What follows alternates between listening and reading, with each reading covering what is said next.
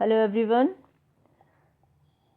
Today we will read about another great achiever who, despite being blind and deaf, not only became one of the most learned women of her times but also wrote extremely motivating text for other physically challenged people.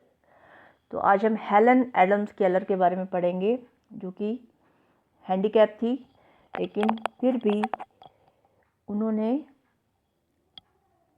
लोगों को inspire किया अपनी will power से। Helen Keller was born in Alabama, a small town in the USA on 27 June 1880.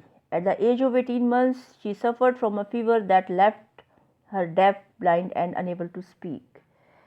Helen Keller का जन्म Alabama में हुआ था, एक छोटे से यूएसए के एक छोटे से शहर में 27 जून 1880 को, और 18 महीने की जब वो थी तो उन्हें बुखार हुआ जिसके कारण उनको सुनना बंद हो गया और वो बोल भी नहीं पाती थी। She was an intelligent and sensitive child and her inability to communicate often led to frustration and anger.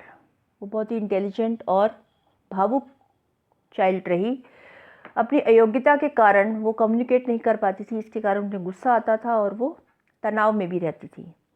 But every cloud has a silver lining. Just before Helen's 7th birthday, a young teacher named Annie Sullivan came to stay with Helen and educate her.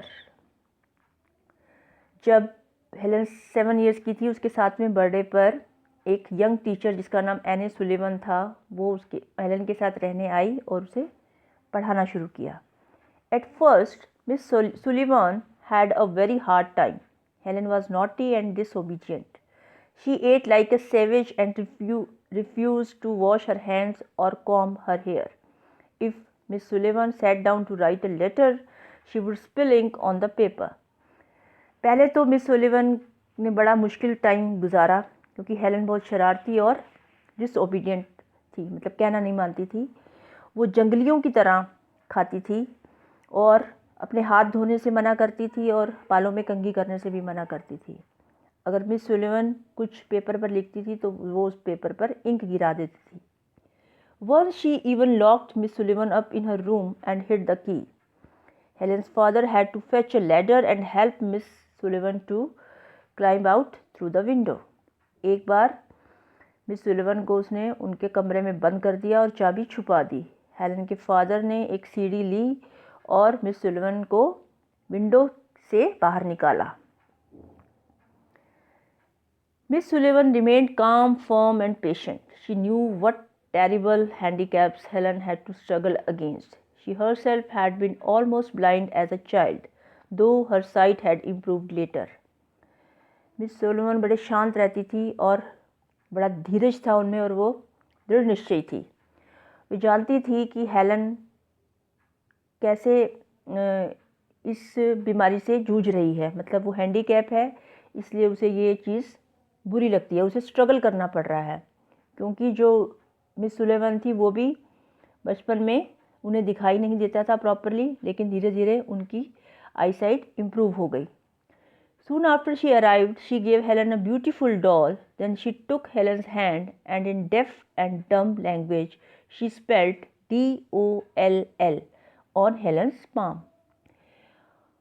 और एक बार Helen को miss silver ने एक सुंदर doll दी और Helen का हाथ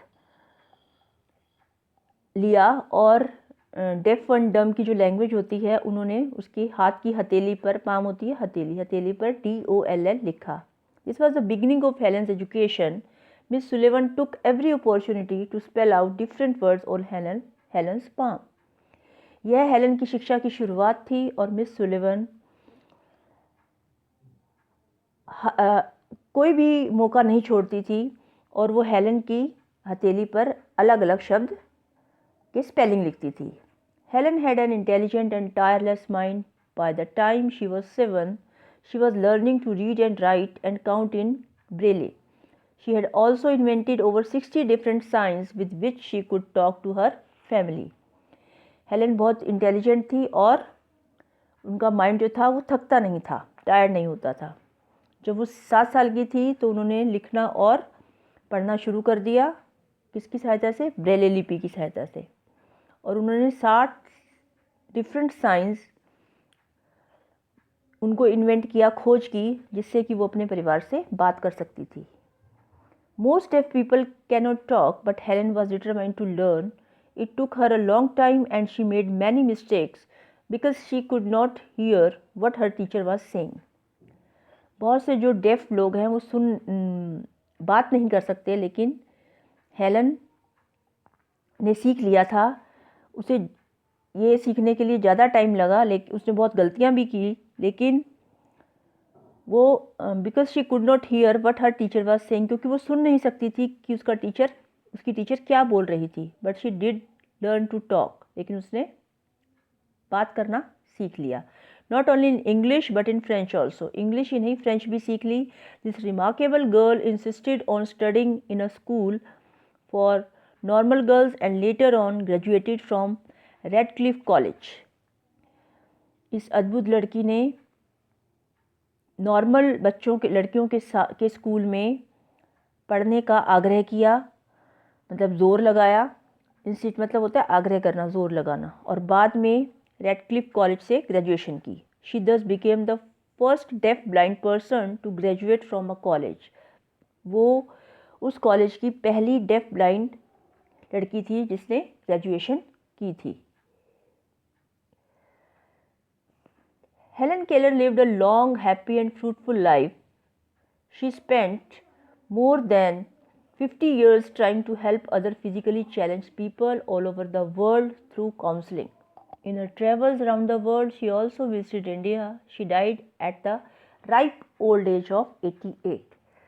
Helen Keller ने बहुत लंबा जीवन बड़ी खुशी से जिया और 50 से ज़्यादा साल उन्होंने फिज़िकली चैलेंज पीपल की हेल्प करने में बिताए, उनकी काउंसलिंग की। और अपनी इस यात्रा में, संसार की यात्रा में, वो भारत में भी आई। और 88 की जब वो थी,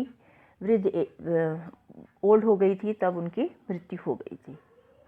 तो this is all about Helen Keller.